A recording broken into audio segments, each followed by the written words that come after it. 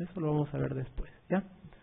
Vamos a empezar dividiendo a los tipos de ácidos orgánicos, o sea, todo lo que en el cuerpo se genere y produzca acidosis lo vamos a dividir en dos grupos, los volátiles y los no volátiles. Los volátiles son los que se pueden eliminar en forma de gas, o sea, en forma de dióxido de carbono, ¿no? Y por ejemplo, el ácido carbónico es un ácido volátil. ¿Por qué? Porque se puede transformar en dióxido de carbono y eliminarse por los pulmones, ¿no? Y el otro grupo de ácidos son los no volátiles. O sea, son los ácidos que no pueden eliminarse en forma de gases de dióxido de carbono. Por ejemplo, los ácidos, ¿no?, que están unidos a sulfato, fosfatos, el ion lactato que se produce en el metabolismo y otros aniones orgánicos. Son dos tipos de ácidos, ¿no? Por lo tanto, los volátiles son regulados por la ventilación y los no volátiles son regulados por los riñones principalmente, ¿ya? Y aquí tenemos las situaciones clínicas, ¿no? Como habíamos dicho hace un rato, vamos a resumirlo. Depende del bicarbonato o del CO2 que encontremos. Si depende del bicarbonato,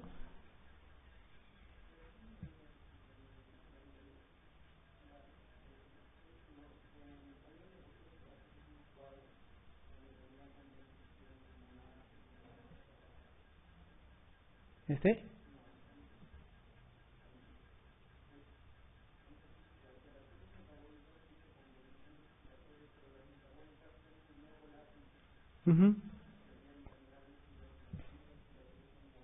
Uh-huh. Uh-huh. Claro, lo que ocurre es lo siguiente. Cuando tú tienes una alteración metabólica o renal, como bien lo has definido, significa que la parte metabólica está fallando. Entonces, el que falla no se puede compensar a sí mismo, porque está fallando. Viene la otra parte de la compensación o la otra parte del equilibrio ácido-base, la otra parte que también maneja el equilibrio ácido-base para tratar de compensar. En general, la compensación respiratoria no va a hacer que disminuyan los ácidos no volátiles, no lo va a disminuir. Lo que va a hacer es va a disminuir los ácidos volátiles y de esta manera el pH se va a igualar. O sea, la idea es igualar el pH.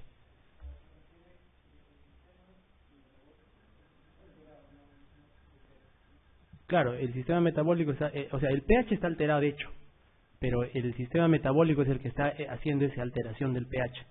Y para regresar ese pH a lo normal, la respiración empieza a hacerse más rápida y actúa por otro lado. O sea, no actúa disminuyendo los que están causando la acidosis, sino actúa disminuyendo la otra porción que es el CO2, que también puede alterar el pH, ¿no? Por eso son dos maneras de mejorar el pH. Por eso, bien buena la intervención del doctor para aclarar eso, ¿no? Los ácidos volátiles, aquellos que pueden ser eliminados por los pulmones, y los no volátiles, aquellos que dependen de su eliminación renal. Entonces, como decíamos, si es que hay una alteración en los pulmones y el pH disminuyera por alteración, por retención de CO2, sabemos que el CO2 no va a poder ser eliminado si los pulmones están fallando. No va a poder ser eliminado. Entonces, ¿qué nos queda? Que la parte renal empiece a eliminar más ácidos. Elimina y elimina más y con eso compensa el pH. Al revés, ¿no? Si la acidosis está produciendo, por ejemplo, por una insuficiencia renal aguda en la cual los riñones no pueden compensar ese pH, lo que sucede es que los pulmones o el sistema respiratorio empieza a ventilar más y elimina CO2 y compensa el pH. No van a compensar exactamente la sustancia que está causando, pero sí va a compensar el pH, que es el producto final de toda la cadena de sustancias. Muy bien, y aquí tenemos las situaciones clínicas, ¿no? Recordando un poquito lo que hemos dicho y aclarando. Si nosotros podemos ver primero el bicarbonato, podemos ver el PCO2. Si depende del bicarbonato, decimos cuando el bicarbonato baja, hablamos de acidosis metabólica, ¿no? Y cuando el bicarbonato sube, hablamos de alcalosis metabólica. Y dependiendo del CO2, cuando el CO2 sube, hablamos de acidosis respiratoria. Cuando el CO2 baja, hablamos de alcalosis respiratoria. Y cuando nosotros nos centramos en el exceso de base, aquí están los valores, cuando el exceso de base es menor a menos 5, simplemente hablamos de acidosis. Cuando es aquí mayor, aquí debe ser mayor de más 5, nos referimos a la alcalosis. ¿Ya? Entonces, de esta manera, a primera vista podemos darnos cuenta cuál sería el que está alterado, ¿no? El bicarbonato o PCO2. También existen algunas pequeñas formulitas de valores esperados. Esta es, digamos, la más importante de los valores esperados, ¿no? ¿Cuánto de CO2 esperado, cuánto de CO2 yo espero en un paciente que tiene cierta cantidad de bicarbonato? Porque si nos acordamos, el bicarbonato y el CO2 se interconvierten uno con otro. Entonces, por ejemplo, si una persona tiene un valor de bicarbonato de 24, que es lo normal, aquí 24, ¿cuánto de PCO2 esperado debe tener? No digo que este sea el CO2 que voy a encontrar necesariamente en su sangre, sino cuál es el que yo esperaría tener.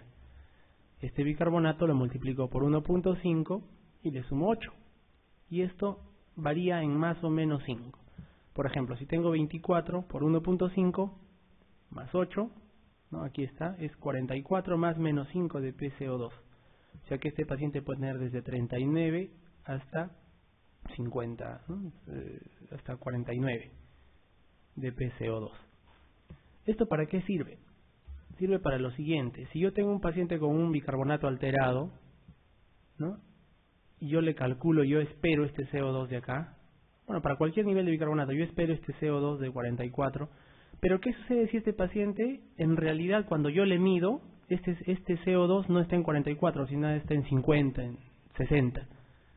Significa que está muy encima de lo que yo espero, ¿no? Eso se traduce como que su sistema respiratorio no está compensando esa cantidad de bicarbonato que debería compensar. O sea, el esperado y el real no son iguales. O sea, algo está ocurriendo en el sistema respiratorio que no está eliminando ese CO2, ¿no? Para eso sirve esto, para poder ver esos famosos trastornos mixtos.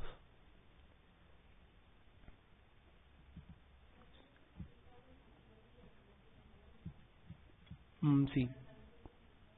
Pero básicamente en acidosis, ¿no? Porque sí. Por ejemplo, aquí tienen, miren, una persona. Viene con pH de 7.31. 7.31 es acidemia, ¿no? Lo normal 7.35 a 7.45. Aquí 7.31 ya es un nivel de acidemia. La presión de CO2 está en 31. Miren, ¿cuál es la presión de CO2 normal? Está en 31. El bicarbonato está en 15. ¿Cuál es el bicarbonato normal? 24, ¿no? ¿Qué sucede? Aquí yo tengo acidemia. ¿Cuál de estos dos va con la acidemia? O sea, ¿cuál de estos dos podría producir acidemia? ¿El PCO2 disminuido produce acidemia? No, produce alcalemia. ¿El bicarbonato disminuido produce acidemia? Sí. Como este va de la mano con el pH, yo le pongo un nombre a esto: acidosis metabólica. Acidosis metabólica, ¿no? Y aquí el exceso de base me está confirmando que es una acidosis menor de menos 5.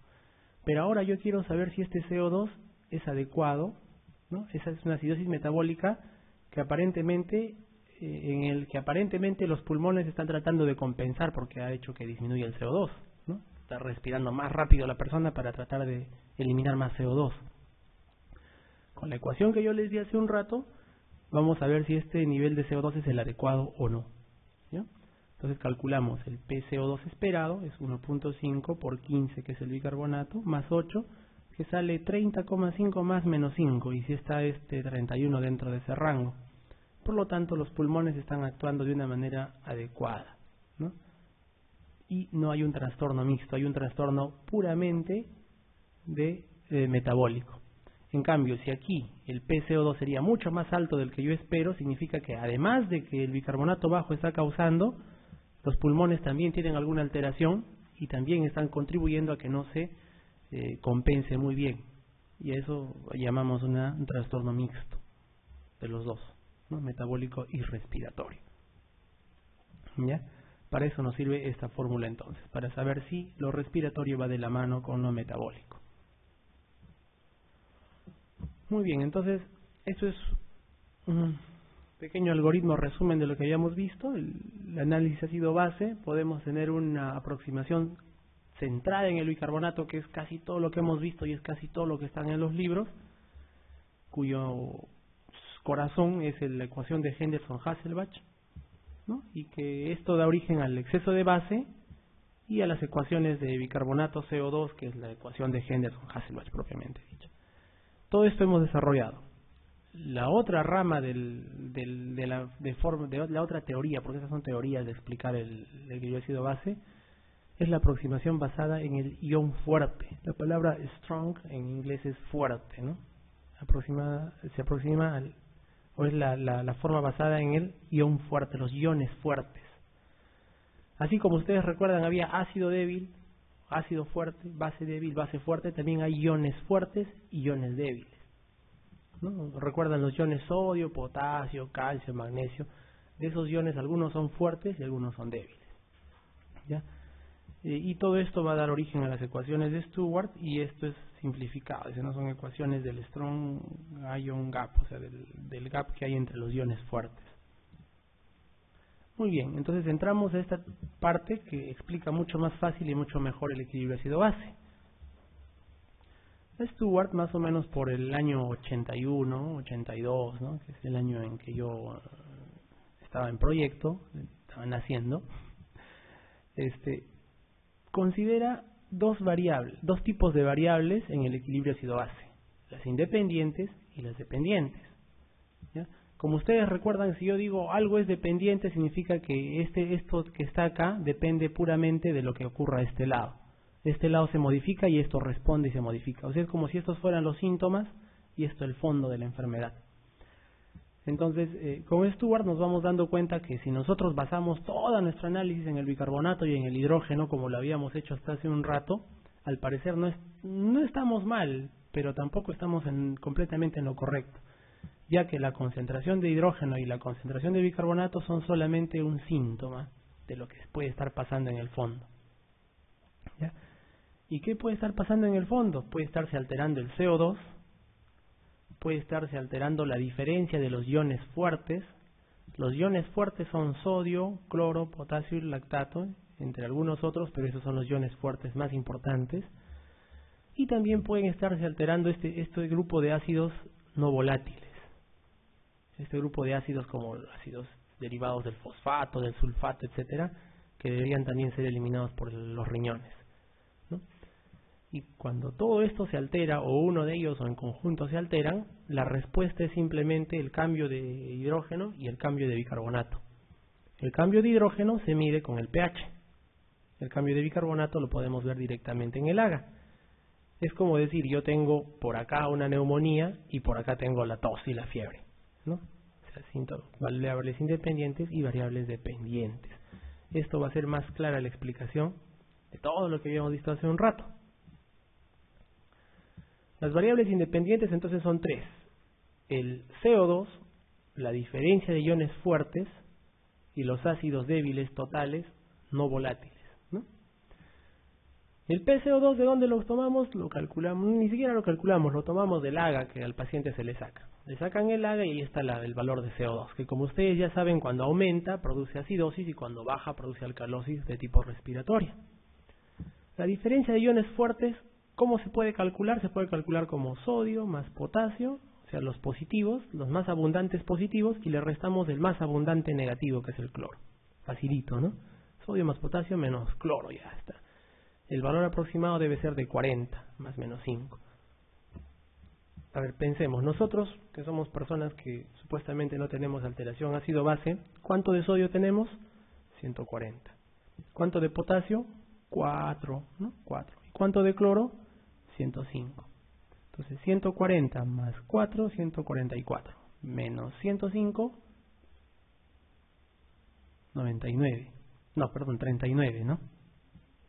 39. El valor aproximado es de 40 más menos 5. Estamos en lo correcto. Ahora, les estoy diciendo que esto son las siglas en inglés de Strong Ion Difference, o sea, diferencia de iones fuertes. La diferencia de los iones fuertes. ¿Y por qué estos son iones fuertes? Igualito que los ácidos y las bases, los iones son fuertes cuando se encuentran así, cargados a pH neutro.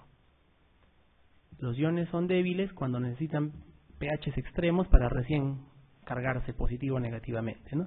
Pero si se encuentran cargados al pH normal de la sangre, se llaman iones fuertes, ¿no? Más o menos similar al concepto de ácido y base fuerte. Y los ácidos débiles totales, ¿no? Hay dos maneras de calcularlos o de aproximarse a estos ácidos débiles no volátiles totales. Una es con el anion gap, ¿no? ¿Cómo se calcula el anion gap? ¿Se acuerdan? Agarramos esto de acá, sodio más potasio menos cloro, y a este valor le restamos el bicarbonato, y es el anion gap, ¿no? Y la otra manera es un poquito más complicada, que se llama strong ion gap, ¿no? Que es una manera un poquito más complicada, pero más precisa de medirlo. Entonces podemos medir simplemente con el anion gap, para términos prácticos. Entonces tenemos las tres variables independientes que determinan todo el estado ácido-base: CO2, diferencia de iones fuertes y los ácidos débiles totales no volátiles.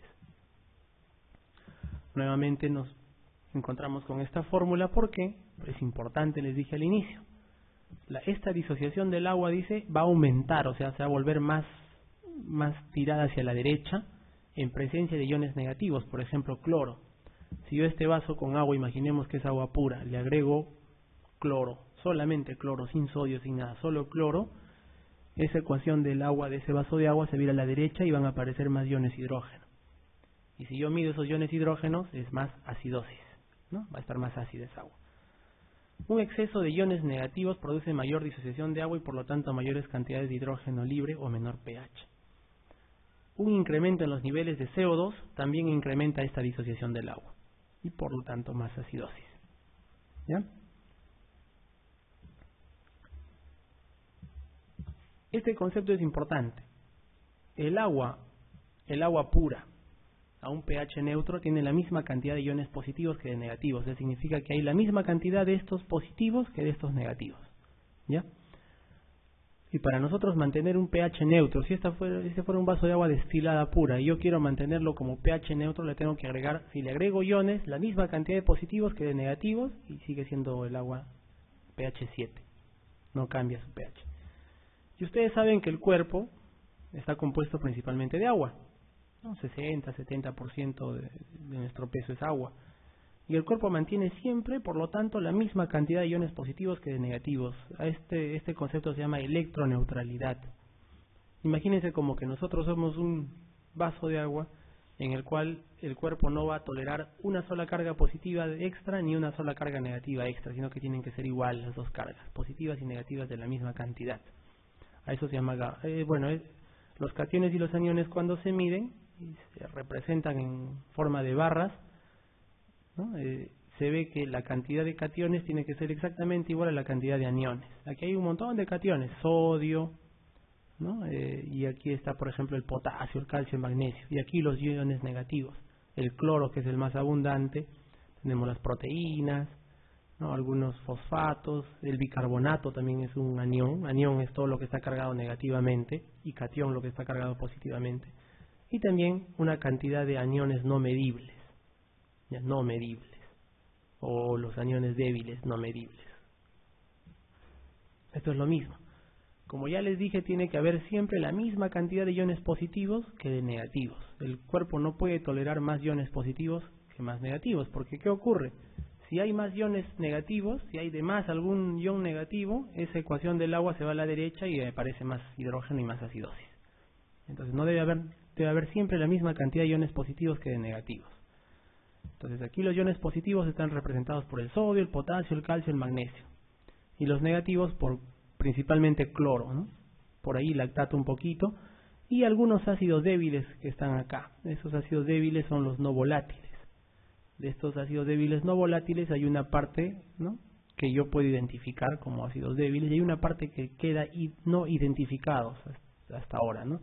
Y esto de acá, como dijimos, se puede aproximar por el anion gap o por la diferencia de iones fuertes también, ¿ya? El anion gap sería esto de acá, es el gap que queda cuando le quitamos a los positivos los negativos,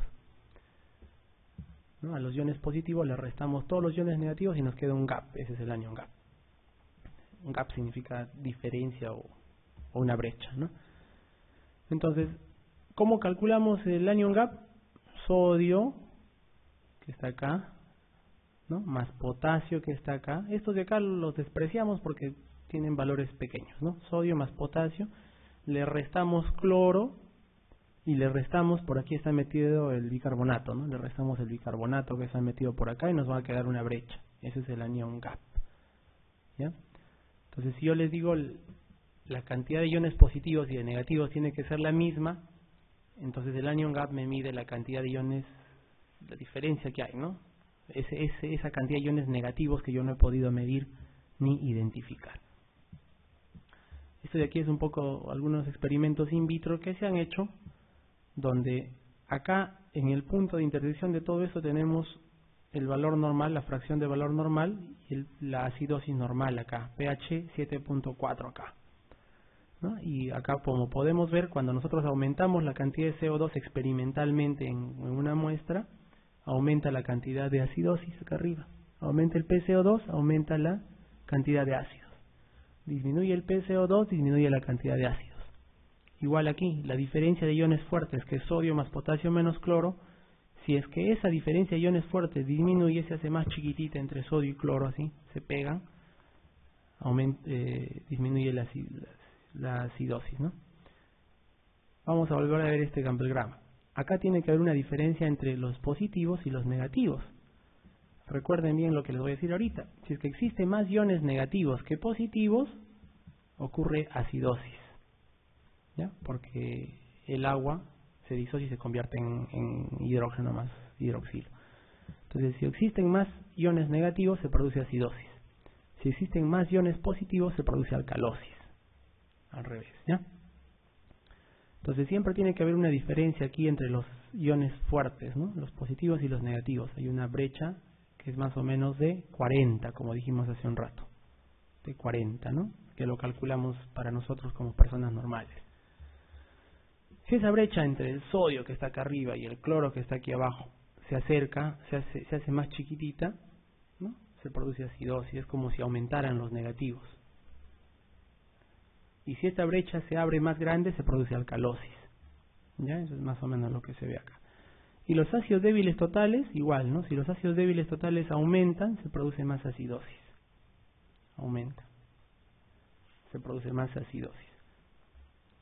Acá, si la diferencia de iones fuertes aumenta, porque acá estamos midiendo su fracción normal, si es que aumenta esa diferencia, ¿no?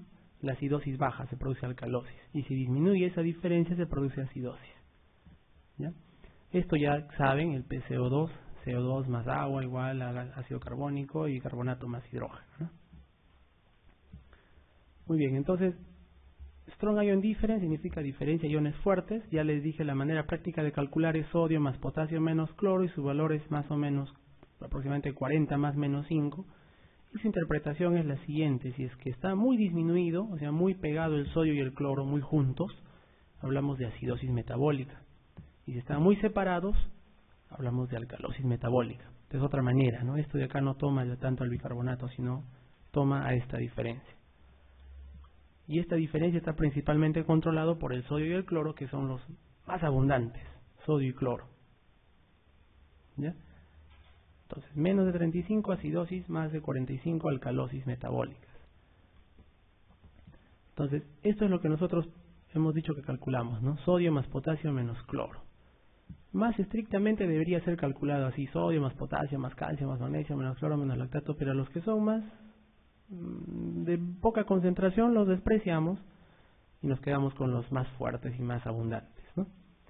Esto es la diferencia de iones fuertes aparente que nosotros podemos calcular con el paciente.